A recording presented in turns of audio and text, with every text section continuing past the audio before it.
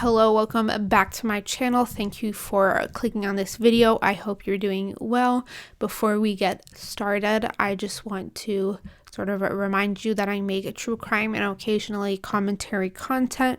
So if that's something you enjoy, maybe consider subscribing. Today I'm going to be talking about the case of Mark Twitchell, who was a Dexter inspired murderer. So let's get into it. Mark Andrew Twitchell was born on July 4th, 1979 in Edmonton, Alberta, to parents Norman and Mary Twitchell. There is little information about Twitchell's early life publicly available, though in his own writing he described his childhood as, quote, he had an incredibly well-adjusted and healthy family life and upbringing. Mark grew up in Killarney, I believe that's how you pronounce it, Alberta, which is a sort of residential neighborhood within the city of Calgary, Alberta. Said in a police interview that he went to a trio of schools in Calgary, which I believe means that they were sort of feeder schools into each other. So if you went to that elementary school, you then went to that subsequent junior high and high school, which is what he did. His elementary school was a school called St. Matthew's. Then he went on to attend a school that he called St. C. I'm unsure of the entire name of the school as I wasn't able to find it online, and that's the only thing he called it by. So he went to St. C for junior high and then went to O'Leary Catholic High School, which he presumably graduated from in the spring of 1997. After graduating from high school, Mark went on to attend the Northern Alberta Institute of Technology, also known as NAIT, for the television and radio program, which was a sort of a dual full-time diploma program that was around 2 years long. While studying there, many of his peers and classmates described Mark as a loner. They said he was quiet and kept to himself, but he still had a core group of friends at the school that he hung out with. One being a fellow student Drew Kenworthy.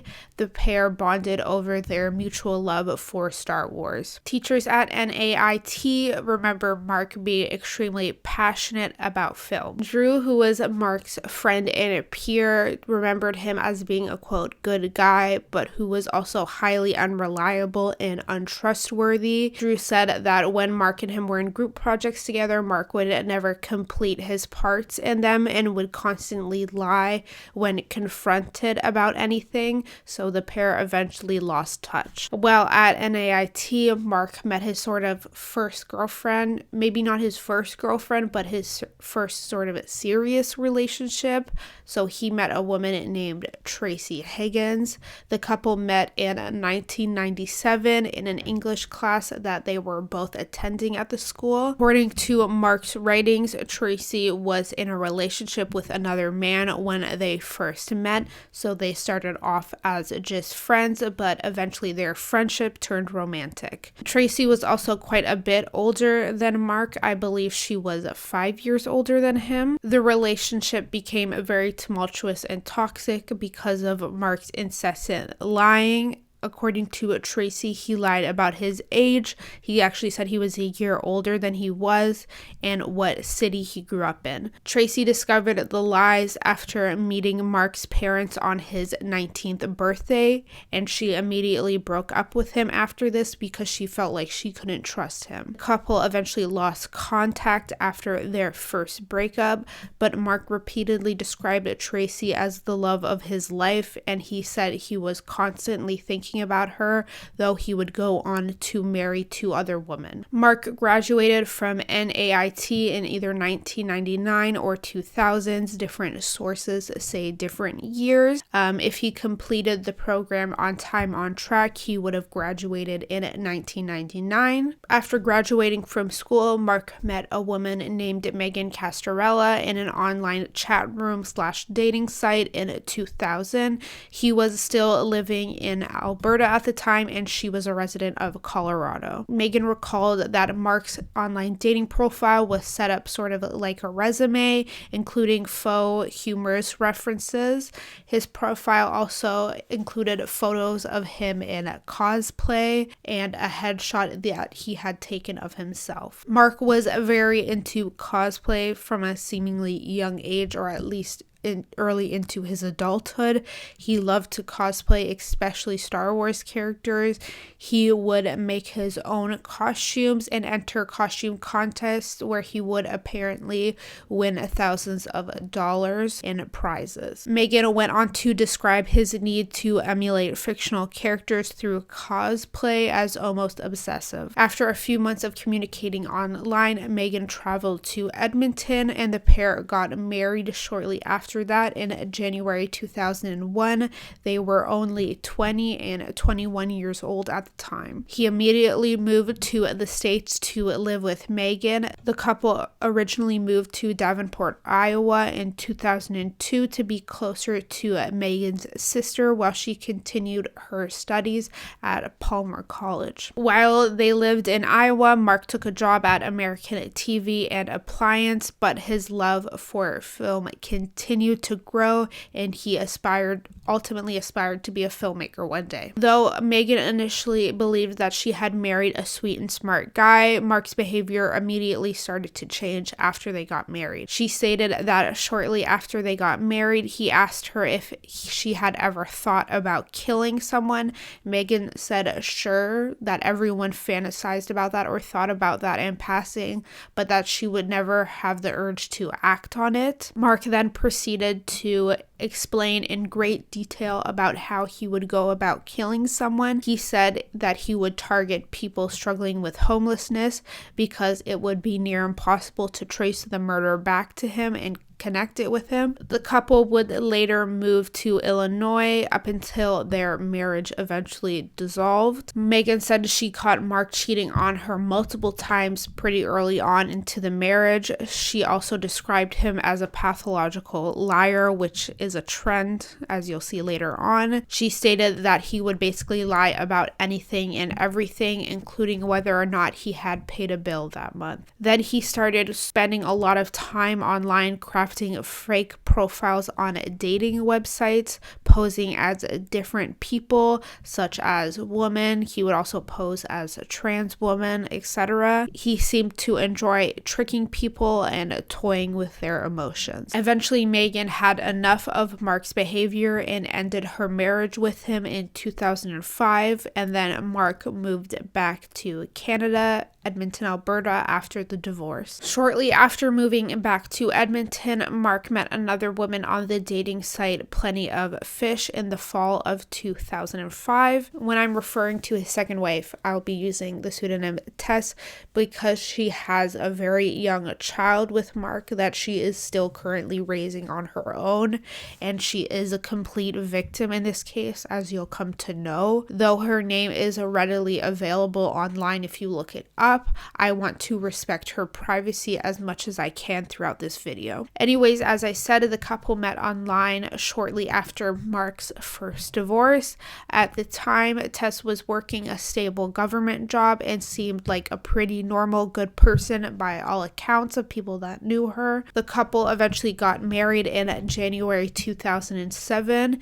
Around this time, Mark had started to take his film career more and more seriously, but Tess was worried that his income wasn't reliable or stable. The couple eventually agreed that Mark would find a stable day job or a regular day job and work on his film exploits on the side and in his spare time, at least until he started gaining or making a livable wage in film. Though Mark did agree to this, he never kept his word to Tess. He was constantly cycling through jobs. He stated that he started a pattern where he would only work a job for a few months before he would get fired or quit. It seemed like he had this grandiose sense of self where he believed that he was above a regular day job and anything he worked that wasn't in film was beneath him, even though he had other obligations and responsibilities that he should have been prioritizing at the time,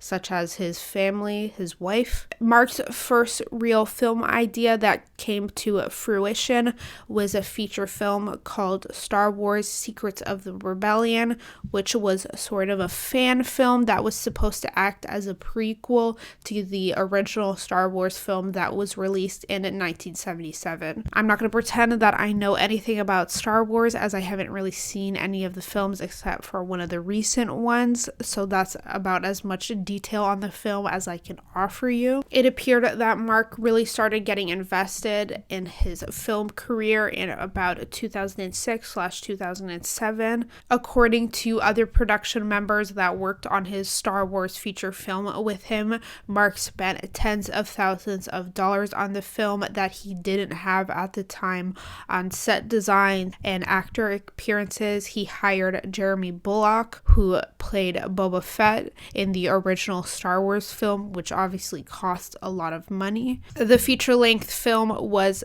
subsequently filmed sometime in 2007 and went into post-production.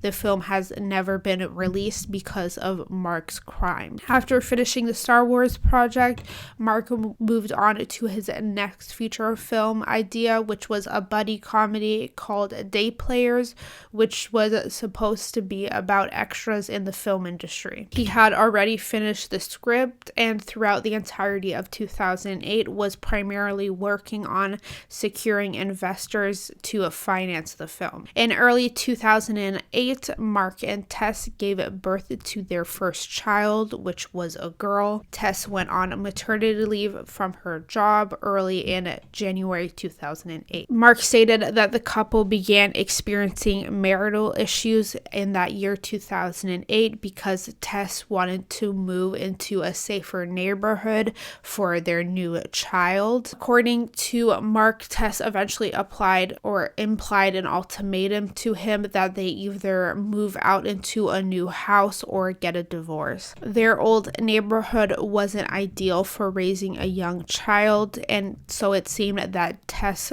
had become frustrated, justifiably, with Mark's inability to keep a job and have a stable income. So Mark decided that in order to make his wife happy and keep his marriage, he would just amp up his lies. He took a job at ADT, which is an alarm monitoring company, as a residential resale representative, which is essentially just a salesperson. But he eventually quit this job before he had even finished training for the position in May of 2008, but continued to pretend to his wife, or continued to lie to his wife, that he was working at this job for months and months, until he finally told her the truth in October 2008. He did this, or he kept up the lie, by leaving the house early in the morning, pretending that he was leaving for work, and then he would drive to a local coffee shop and set up shop. While at the coffee shop, he would just work on his film Day Players and just work on getting financing and connecting with other people. Then he sort of started working on getting a new house for his young family. He created a fake identity, posing as an HR manager at ADT named Jim McDougal. He even bought a prepaid cell phone and created a false voicemail for Jim. The mortgage lender for the new house that they wanted eventually called Jim, and Mark pretended to be him on the line.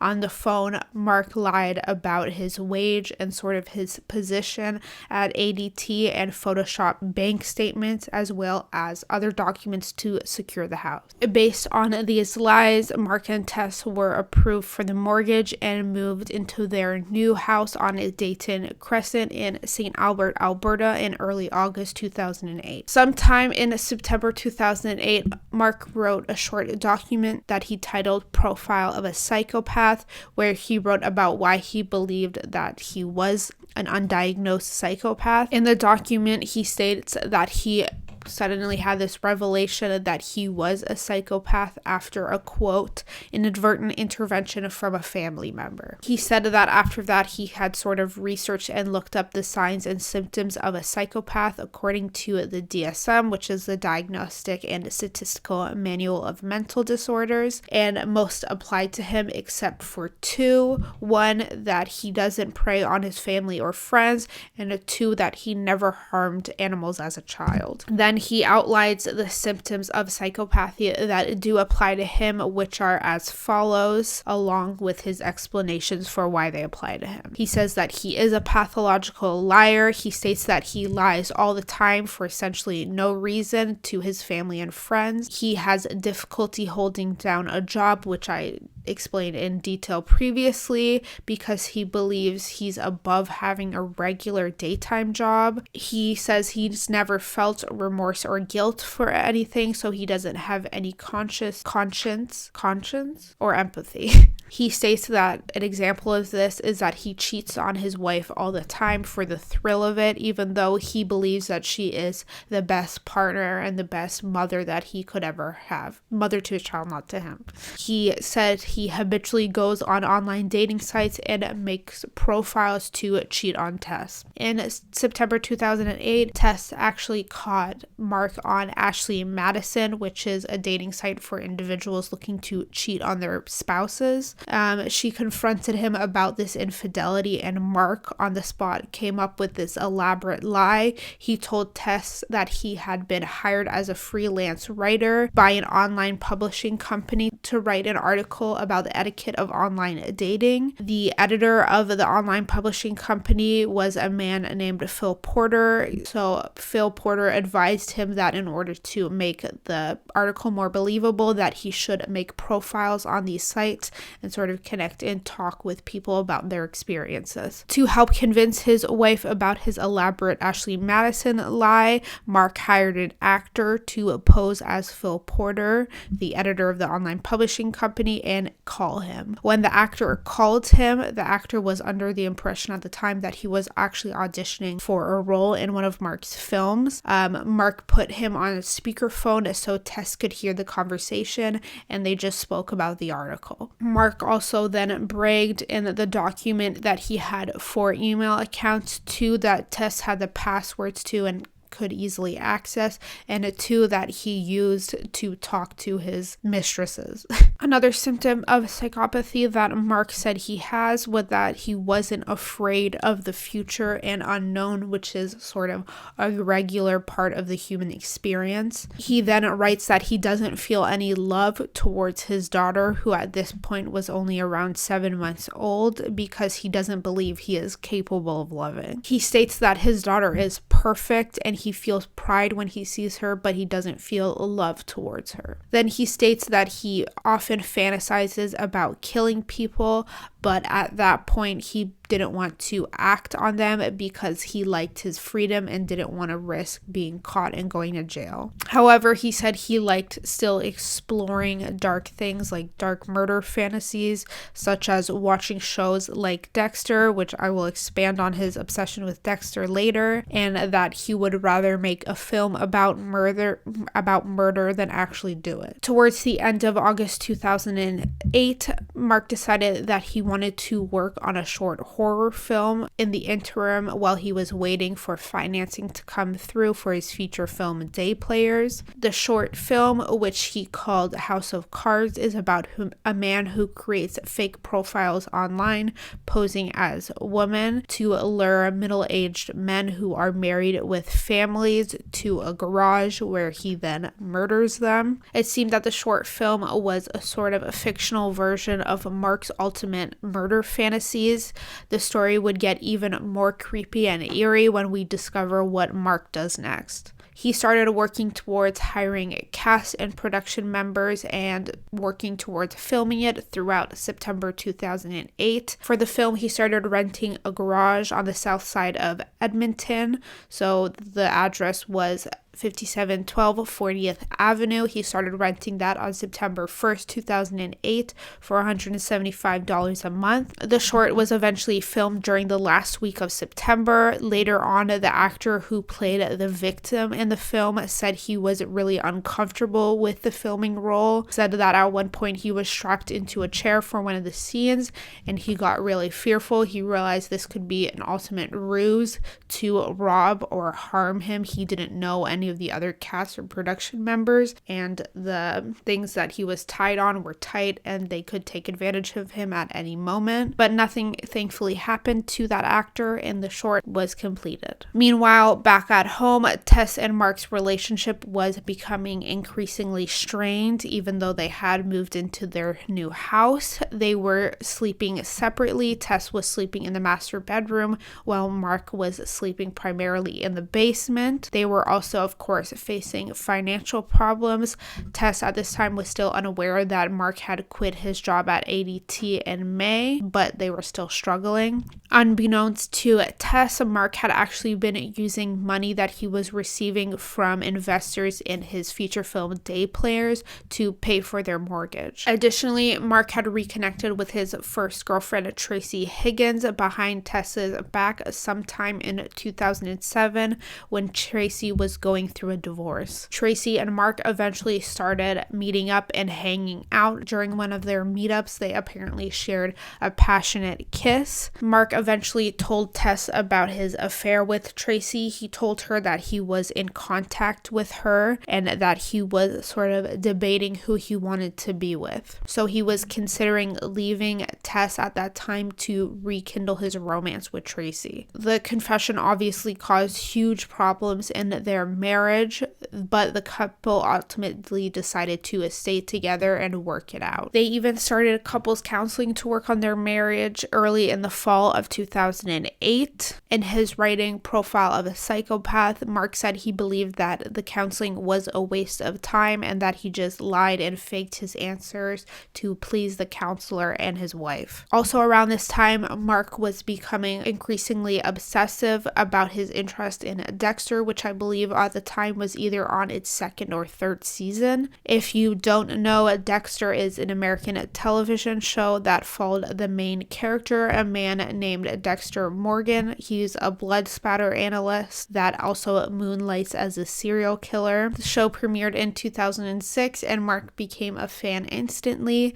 There were two main parts of the show that he liked and wanted to emulate in his own life. The first were the victims that Dexter targeted, which were violent criminals who had evaded persecution by the law, making Dexter a sort of vigilante serial killer. In a post, Mark said he liked how Dexter was, quote, taking out the trash. The second is how and where Dexter kills his victim. He sort of kills them in this elaborate kill room. Essentially, the room is covered in a plastic sheeting so that the blood doesn't stain the room and he can dispose of the evidence. He also kills many of his victims on this sort of slab-like table, and then he disposes of a lot of the body by dismembering them and placing the sections into a garbage bag. He then disposes of them in an ocean, I believe. Remember these details about Dexter for later on in the video. Mark's first victim or attempted victim was a man named Giles Tetrault. Giles was born in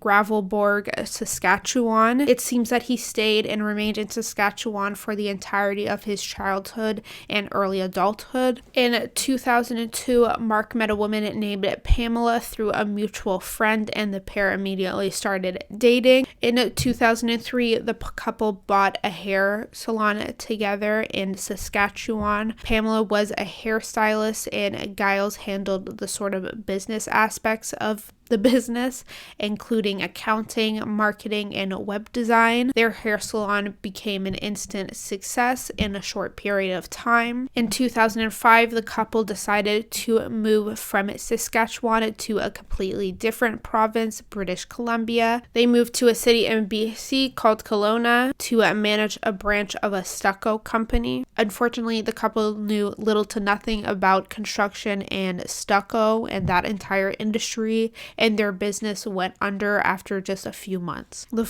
couple were, of course, forced to find new jobs right away. Pamela quickly found work, but it took Giles a few months before he landed a job at a security company. I'm most likely pronouncing his name wrong, as it is a French name and I don't know how to pronounce French names, so I apologize for that.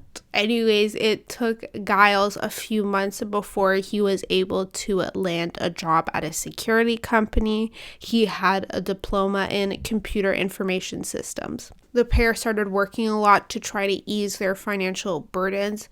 Pamela was working 3 jobs at the time and Giles was working 2, so they barely saw each other, which was putting a justifiable strain on their marriage. Eventually, Pamela found a new job in Edmonton, Alberta, and the couple moved to Alberta together. Unfortunately, their marriage dissolved shortly after the move. Pamela made the decision, or the ultimate decision, to leave him, which apparently blindsided Giles, and the couple divorced in 2008. Now he was sort of alone in a new city, Edmonton, where he knew next to no one. In the summer of 2008, he decided to start online dating and putting himself out there again. He joined Plenty of Fish in June 2008. He was 33 years old at the time. He started casually dating women he met through the sites online for the next few months. His confidence was improving because he was surprised at how many beautiful and interesting women that he was meeting online. In the fall of 2008, he came across a profile under the username Spiderwebs.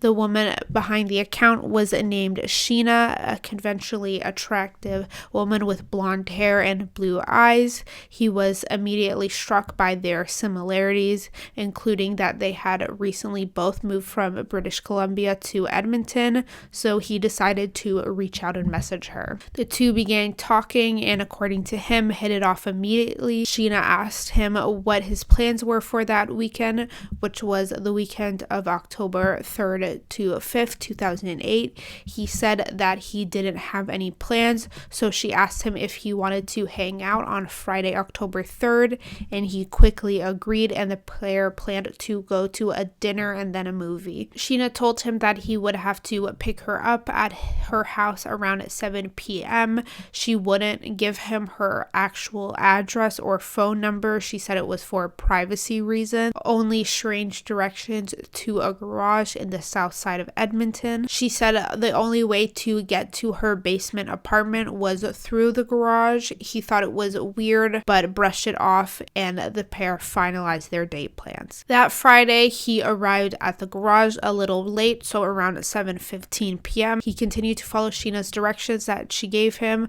which said to just enter the garage and knock on the door. Giles entered the garage. It was dark and he couldn't really see a lot. After only a few seconds, he was grabbed from behind, struck on the head multiple times, and stunned with a stun baton. He then turned around to see who his attacker was, and he said it was an average-sized man wearing a black hockey mask with gold stripes on it. He immediately thought he was being mugged and tried struggling to get out of his attacker's grasp.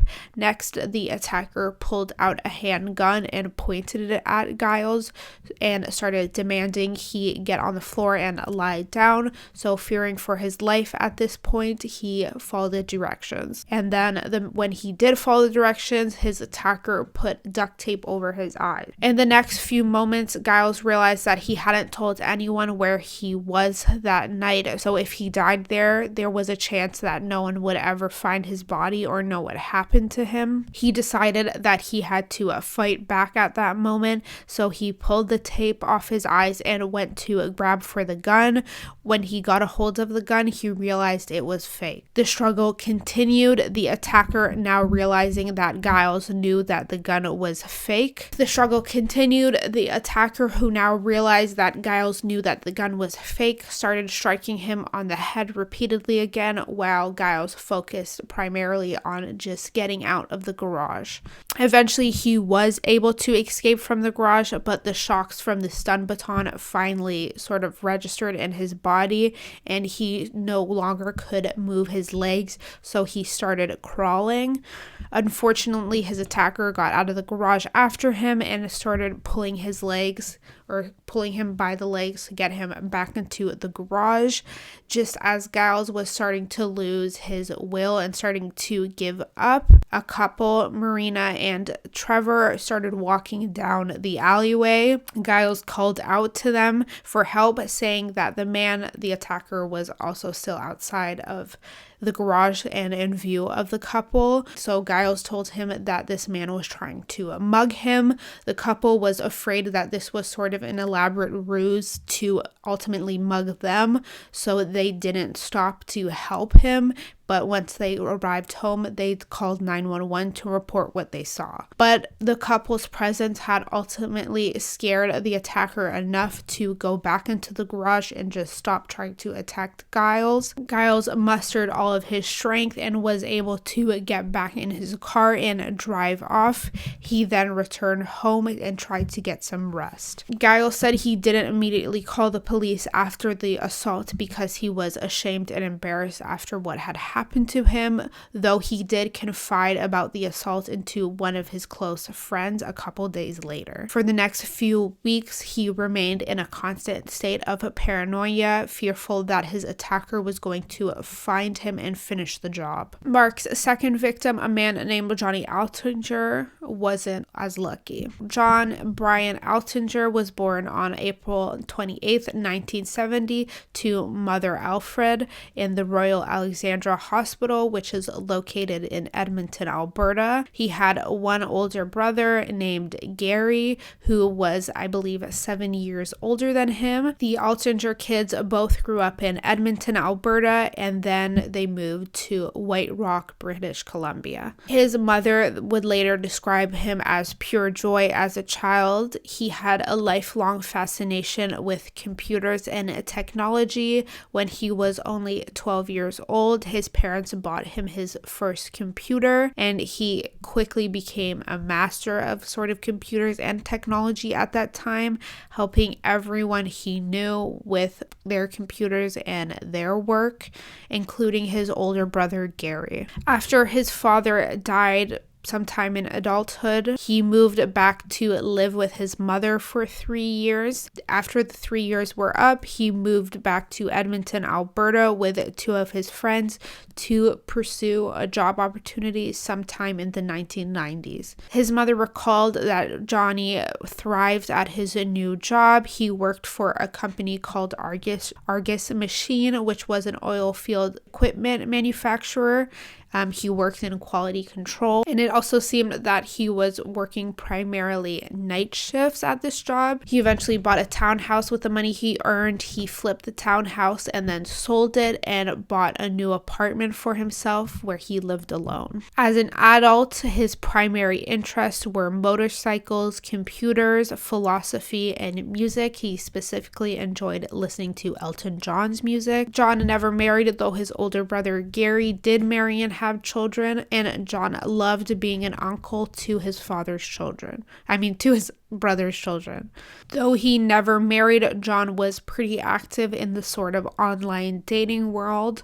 On Friday, October 10th, 2008, he started speaking to a woman named Jen through the dating site Plenty of Fish. The pair made plans to meet up later that same night for a casual hookup. At this time, Johnny was extremely active online and was in constant contact with his close friends, giving them constant updates on what he was doing. That Friday, he told multiple friends that he had made plans for a casual hookup with a woman named Jen. One of the people that he told was his childhood friend, a man named Dale Smith. John even forwarded the directions that Jen gave him for her basement apartment to Dale. The directions that were forwarded were pretty similar to the ones that Giles had received the week prior by Sheena. Also similar to Giles' sort of story, John was a little bit weirded out by the directions and by the fact that Jen wouldn't give him her actual address,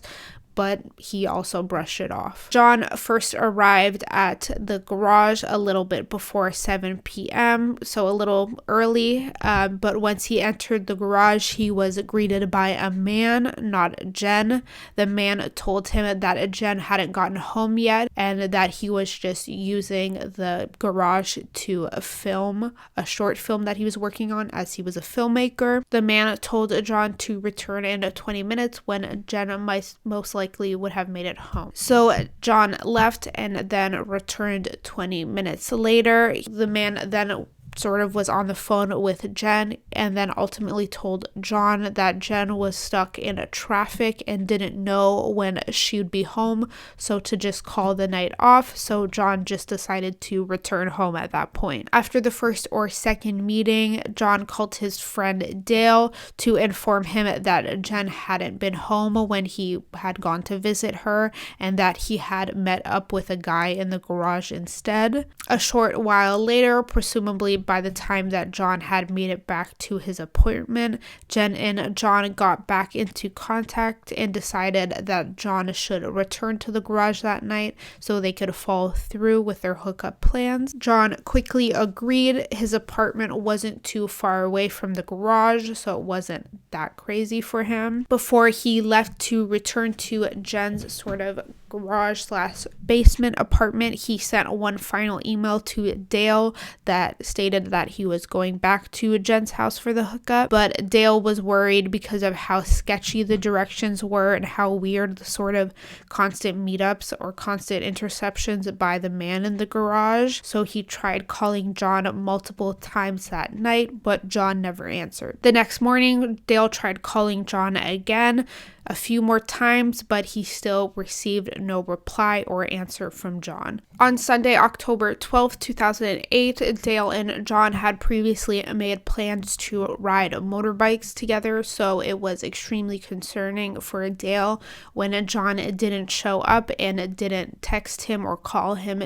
to explain why he wasn't there. This was obviously extremely out of character for John, who constantly updated his family and friends, so this is when Dale and a lot of the rest of John's loved ones started to really worry about him. On Monday, October 13th, which was the Thanksgiving Monday in Canada, at around 8:52 a.m., a mass email was sent to everyone in John's contacts /recently emailed, and the email read, quote, "Hey there, I've met an extraordinary woman named Jen who has offered to take me on a nice long tropical vacation. We'll be staying in her winter home in Costa Rica. Phone number to follow soon. I won't be back in town until December 10th, but I will be checking my emails periodically. See you around the holidays, Johnny." John's boss, a man named Desmond Hart, also received an email on that morning of October 13th where John resigned from his job, citing an opportunity that he couldn't pass up, and instructions about where to send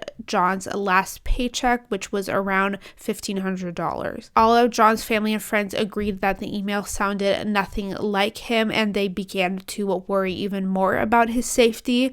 Some of his friends, including Dale, then went to the Edmonton police to sort of report what was happening. The police told them that there wasn't much they could do because John was an adult and could legally leave whenever he wanted to, and there was no concrete evidence of foul play, so they wouldn't be able to get any warrants. His friends then decided that they would just break into John's apartment themselves to see if they could find anything of interest. When they did, they found John's passport and a bunch of other things that John would have taken on vacation with him. Armed with this discovery, Dale and John's other friends returned to to the Edmonton police to report what happened. Faced with this new information, Edmonton police started to take John's disappearance more seriously, and not before long, the Edmonton Police Services, also known as EPS, launched a full-blown investigation. By the following weekend, police had sort of started their investigation into John's disappearance. With the help of his friends, police started their search with the directions that John had forwarded to his friends to the garage. They soon discovered that a man named Mark Twitchell had been renting that garage from a company called Kirkside Real Estate since September 1st, 2008. Investigators then called Mark Twitchell on the night of October 18th, which was a Saturday, and informed him that the garage he was renting was maybe involved in a missing persons case. At that time, they still didn't have a warrant that would have allowed them to search the garage without Mark's permission, so they asked him for his express permission to enter the garage, and he agreed. He met up with investigators, including Constable Maxwell, at the garage around 11:30 p.m. that night.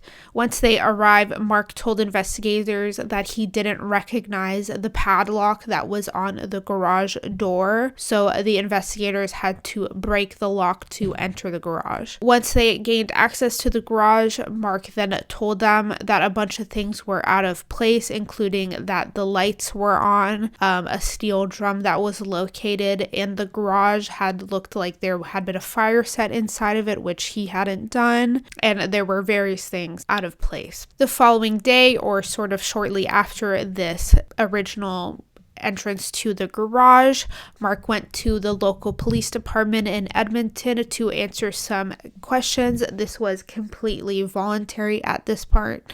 At this point, he hadn't been charged with anything yet and wasn't really considered a person of interest. His first interview was conducted by Detective Mike Tabler. The interview was pretty non-confrontational and casual. Mark stated that the last time he had been to the garage was on Friday, October 13th, 2008. Friday, October 10th, 2008, to clean out the garage. He said that there was a mess that happened from the shoot, so he was cleaning that up, including fake blood and coffee cups everywhere. He said that that Friday he was there from about 3 to 5:30 p.m. and then he arrived back at his home in St. Albert around 6 p.m. He then added that he had actually dropped off cleaning supplies at that garage that Tuesday or Wednesday, so either the 14th or the 15th. When he was asked if he knew a man named Johnny Altinger, Mark said no.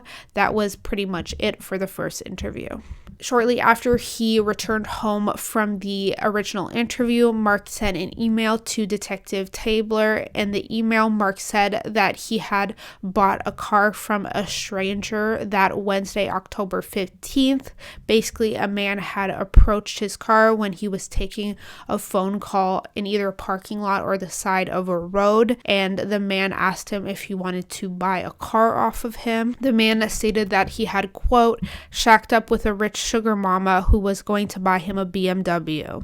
Mark told the guy that he only had $40 in cash on him, and the man agreed to give Mark the car in exchange for the $40. It was a red Mazda, which was the same car that Johnny Altinger drove. Since they were in the neighborhood of Mark's rented garage, they agreed to both drive both of the cars to the garage and then do the exchange there. Once they arrived at the rental garage, they completed the transaction. Mark said the man told him that his name was also Mark and briefly flashed him the insurance and registration for the Mazda, and then the man quickly left. In the email, Mark also mentioned that he believed his car had been broken into on October 9th when he was at a Kevin Smith, which was a director, when he was at a Q&A for that director with his friend Joss. He said when he returned to his car after the event, the doors were unlocked and several items were stolen, including 2 rental receipts for the garage. He then stated that he also believed that his home in St. Albert might have also been broken into on October 12th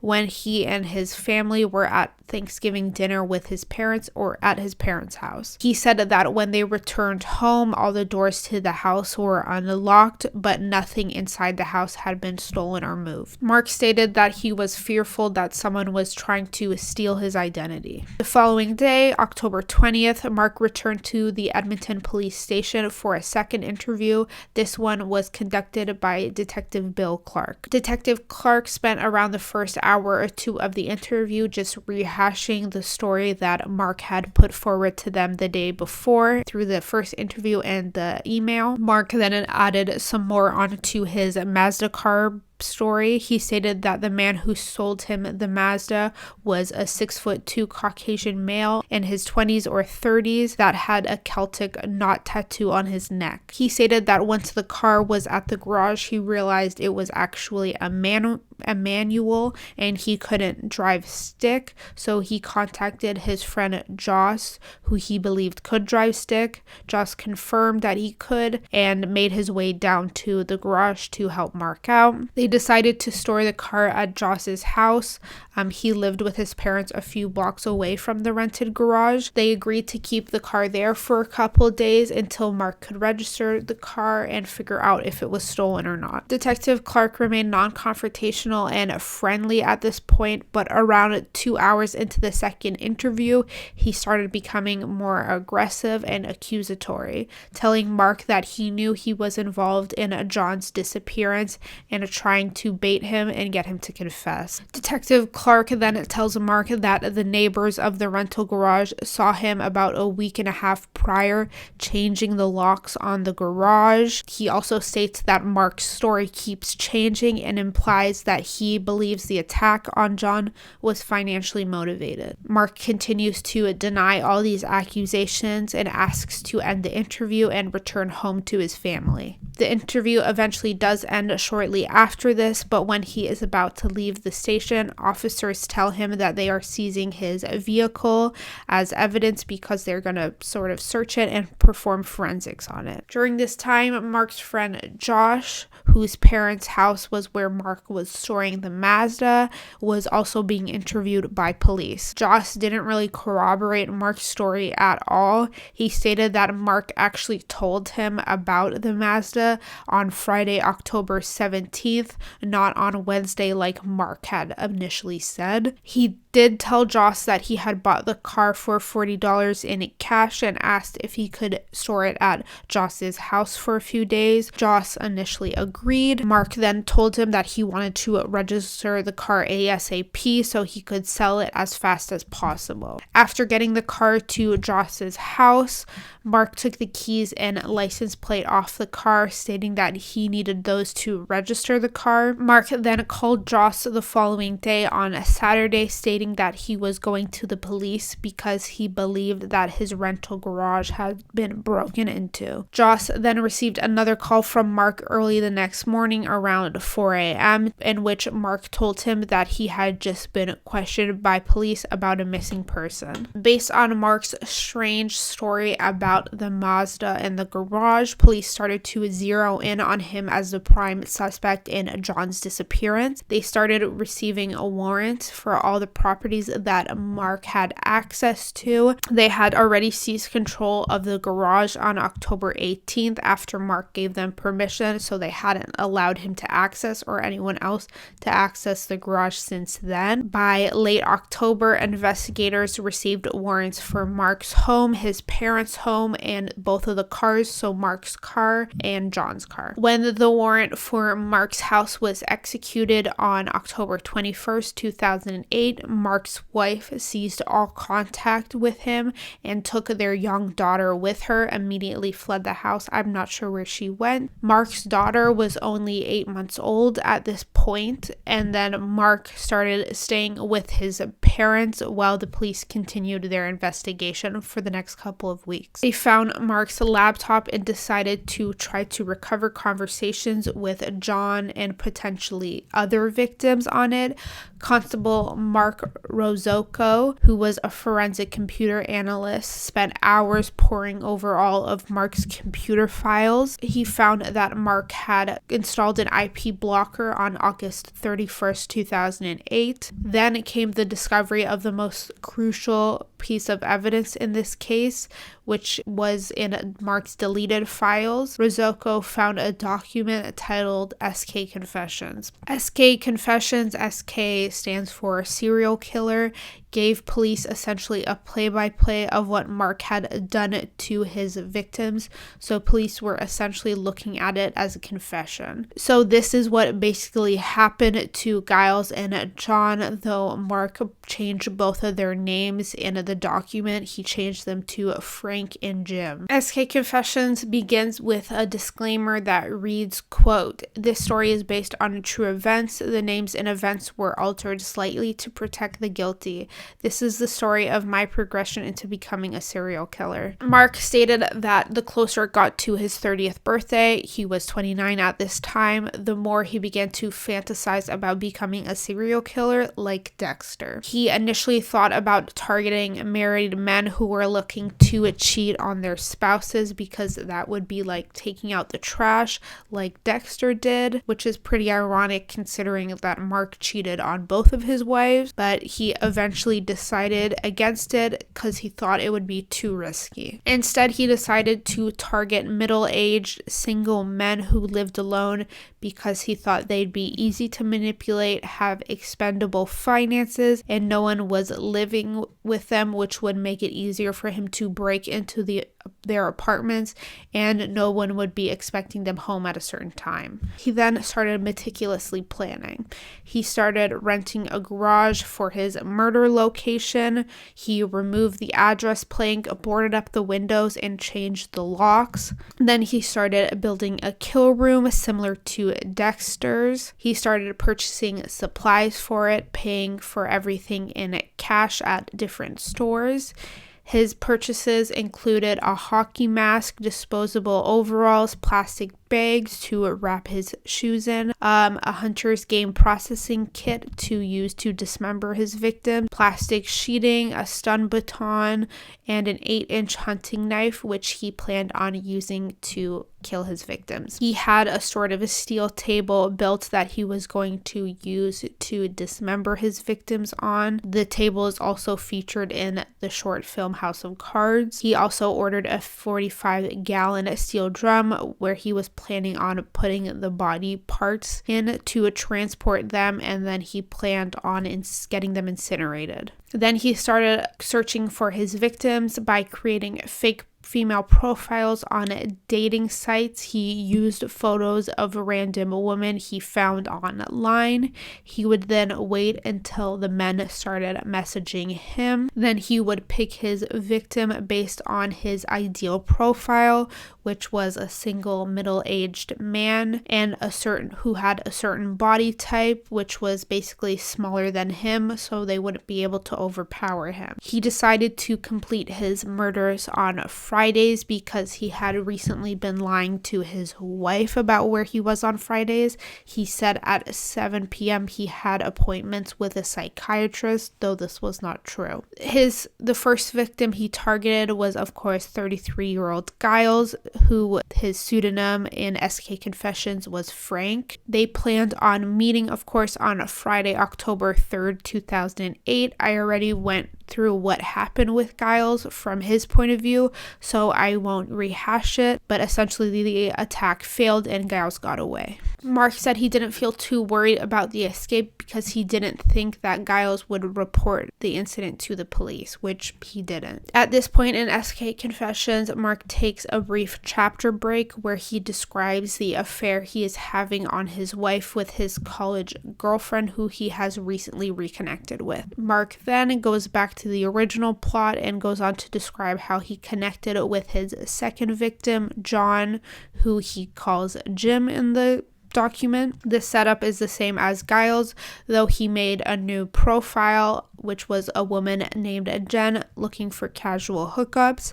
John and Mark's new fake identity made plans to meet up on Friday, October 10th, 2008 at 7 p.m. Mark said that John arrived early and spotted him in the garage on his way in, so Mark chickened out and told him a story about how he was using the garage to film a short film about serial killers. Mark then told John that Jen was late and to return in 20 minutes. John then left and returned 20 minutes later. Mark chickened out again and faked a phone call from Jen stating that she was stuck in traffic and didn't know when she'd be home, so they canceled the evening. Shortly afterwards, John then messaged Jen again and they decided that he would come back to the garage so they could have their hookup. John then returned to the garage a couple hours later, and immediately upon entering, Mark started hitting him on the head with 2 steel pipes to try to render him unconscious. John didn't immediately become unconscious and started trying to fight back against Mark, so Mark stabbed him in the stomach and neck until John died. Mark then started methodically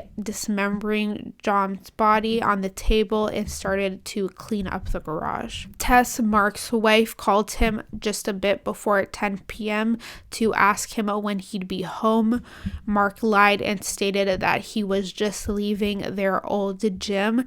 Tess and Mark had recently registered to become members of a new gym, but that one closed at 9 p.m. So he lied that he was going to his old one, which closed at 10 p.m. Mark then packed up for the night, storing John's manual Mazda in the closed garage. He said he got home around 1 a.m. when his wife and baby were already fast asleep. He spent the next day, which was a Saturday, mostly with his wife. On Sunday, Mark stated that he woke up pretty early in the morning, around 5 a.m., though this might have actually been on Monday based on the mass email that was sent. And he went to John's apartment. Once he broke into the apartment, he stole cash and logged onto John's computer, which I don't believe had a password. He then sent a mass email about how John had run away to the Caribbean with a woman he had met on Friday. Mark also changed John's Facebook status to say that he was on vacation and deleted all of his online dating profile. On his way out of the apartment, Mark took John's laptop, threw away his printer because Mark had recently printed out the directions to the garage on the printer,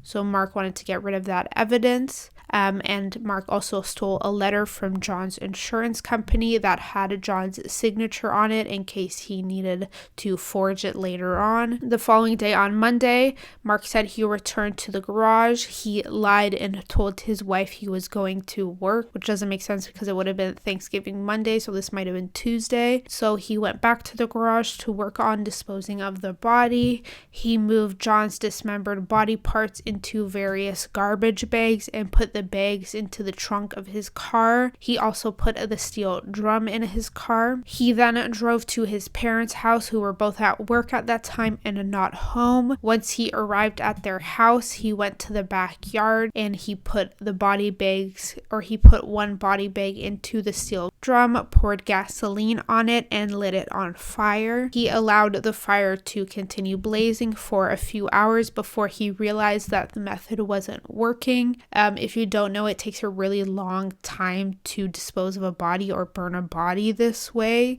with a regular fire, as I don't believe the fire is hot enough to burn the body quickly. This is why cremation chambers, which are used to cremate deceased people, are between 1400 to 1800 degrees Fahrenheit and take an average of 3 to 4 hours to completely cremate a body. Anyways, after realizing that this disposal method wasn't working and would take much too long, he then drove the body back to his rental garage, and then he returned the next morning, dismembered the body even further, and loaded it back into the car. He started driving around. At that point, he was planning on dumping the body off a bridge into a river, similar to how Dexter would dispose of the bodies in the ocean. But as he was driving to a river, he started receiving concerning messages from Tracy, his mistress. These messages made him concerned that Tracy was going to try to attempt or complete suicide, so he stopped what he was doing and called 911 to get emergency services to check on her. He then stated that he was too stressed out about the situation with Tracy, so he returned home. He woke up early again the next morning to try to dispose of the body once again.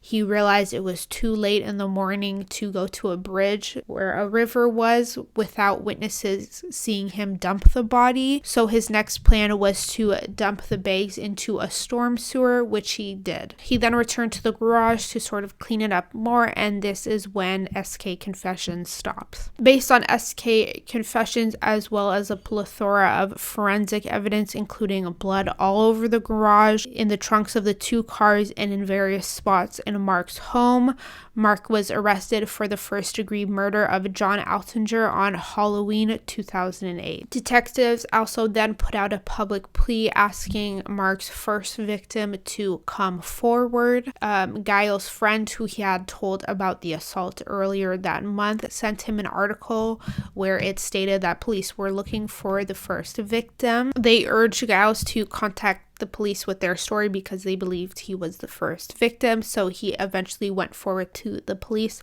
around exactly a month later on November 3rd, 2008. Now arrested and in custody, police, including Detective Clark, who conducted Mark's second interview, tried to get him to tell them where he had disposed of John's body. They had checked various sewers around town but had no luck in finding any remains. Mark was entirely uncooperative and wouldn't tell officers where John's body was for months. Around 8 months after his initial arrest in June 2009, Mark and his lawyer contacted police saying he wanted to meet up with them under one condition, which was that Detective Clark wouldn't be coming. Investigators obliged and met with Mark on June 3rd, 2008. The meeting was short, only around 3 minutes, during which Mark's lawyer said that Mark wanted to give them a piece of paper or a document, and Mark handed them the document. It was essentially a printed out map with directions on it. It was directions to where Mark had disposed of John's body. The following day, June 4th, forensic specialists, I believe 4 people were present, followed the directions to a storm sewer only a couple blocks away from Mark's parents' house. They successfully recovered some of John's remains, though it would turn out to be less than half of his bones that were recovered, and they sent the remains to undergo an autopsy. The autopsy performed by Dr. Bernard Brannock was completed shortly afterwards, but John's remains were incomplete and badly decomposed, so he couldn't determine the cause of death, though he did rule that the manner of death was homicide because of the other forensic evidence. It was then decided that they would send the remains to an anthropologist in hopes of determining which wounds on the remains were done peri-mortem, which means at the time of death, or post-mortem, which is after death. Anthropologist Owen Beatty performed his examination in August. Beatty determined that the dismemberment was pretty consistent to what was outlined in SK Confessions, which included post-mortem decapitation. With the evidence continuing to mount against Mark, his trial for the first-degree murder of Johnny Altinger began on March 16, 2011. By this time, his second wife, Tess, had been granted a divorce from him in 2010. The trial was estimated to last around 5 weeks and would include 72 witnesses or testimonies. More evidence was revealed to the public throughout the trial. The Crown, which is what the prosecution is called in Canada, stated that upon searching his home in October 2008, authorities found 4 swords, a stun gun, blueprints for the metal table and chair, the black and gold goalie mask, and blue jeans and a sweatshirt with John's blood on them. In Mark's car, they found a hunting knife and laptop. Both had John's blood blood on it.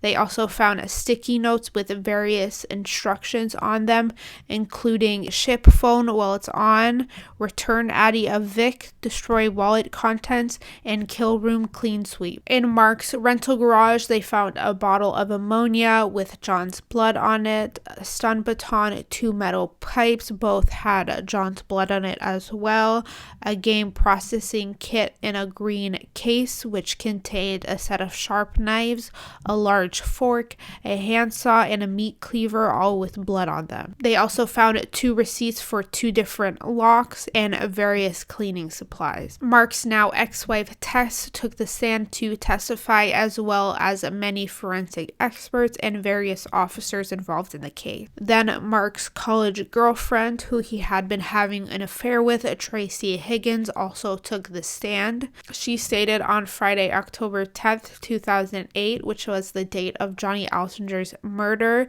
she went to see a movie with Mark. She went to see a 3:30 showing of the movie Quarantine. If you remember, Mark had said that Friday from 3 to 5:30 p.m. he was cleaning his rental garage at this time, so that was a lie. She also confirmed the parts about her and SK confessions were true. Another witness was a woman named Renee Waring.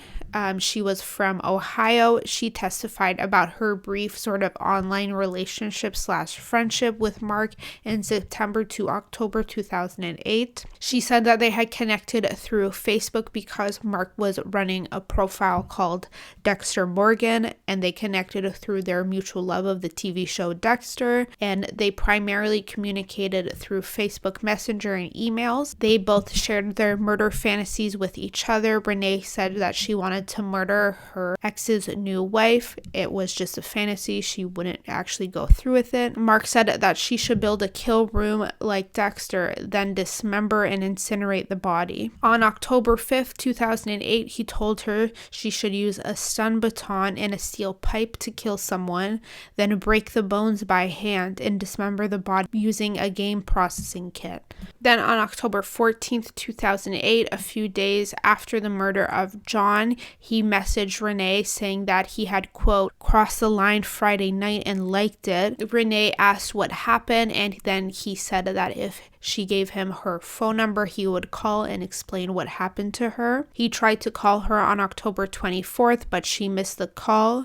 They last communicated on the day he was arrested on October 31st, 2008. Then for the defense's case, Mark himself actually took the stand to testify. He testified that after filming his short film called House of Cards, he started working on a novel / film / online concept that was an extension of the film called Maple, which stood for Multi-Angle Psychosis Layering Entertainment. According to Mark, SK Confessions was a novel he was working on for that project. He then concocted a plan to make fake female profiles on dating sites, including Plenty of Fish, then Catfish Men, get them to meet up with him at the rental garage so he could spook them / pretend to assault them. His ultimate goal was for these men to then read his writings or watch his film about this whole thing, and then they would realize that this was identical to their assault.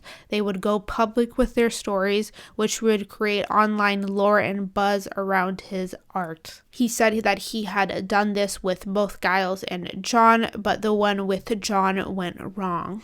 When John returned to the garage for the 3rd time, Mark said that he revealed his master plan to John, and John became in a rage and started getting aggressive. He took the steel pipe and began hitting Mark with it, so Mark was fearful that John was going to retaliate and smash his laptop, so Mark picked up the other steel pipe and began hitting John repeatedly in the head. The fight escalated and they started scuffling on the floor. Mark started hitting him again on the head with the steel pipe to, quote, get John off of him. Then he started stabbing John. After he realized that John was dead, Mark Mark proceeded to dismember the body and put the parts in garbage bags. Mark said that he then went to John's apartment to punish himself for what he'd done by learning who John really was. He testified that he sent the mass email to all of John's contacts to buy himself more time. Despite his attempt to establish a self-defense argument, the jury found him guilty of a first-degree murder on April 12, 2011. He was given the maximum sentence of life in prison with possibility of parole after serving 25 years. To this day, Mark remains incarcerated at Saskatchewan Federal Penitentiary and is currently 41 years old. Johnny Altinger would have been 50 years old today if he was still alive. In 2017, it was reported that Mark was a member of an online dating site for inmates called Canadian Inmate Connect. On his profile, Mark wrote, quote,